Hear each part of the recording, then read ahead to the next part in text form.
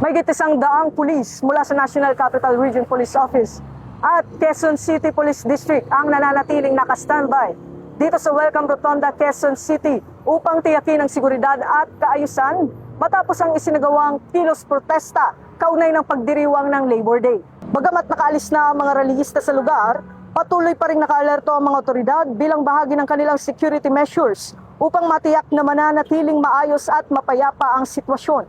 Ayon sa mga pulis, nananatiling payapa ang kalagayan sa Welcome Rotonda at wala namang naitalang anumang insidente habang isinasagawa ang pagtitipon ng mga manggagawa.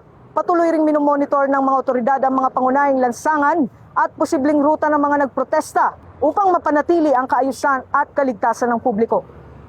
Mula rito sa Welcome Rotonda, Quezon City, ako ang inyong PNN correspondent, Patrolman Don Brosas, alagad ng batas, tagataguyod ng Balitang Pulis.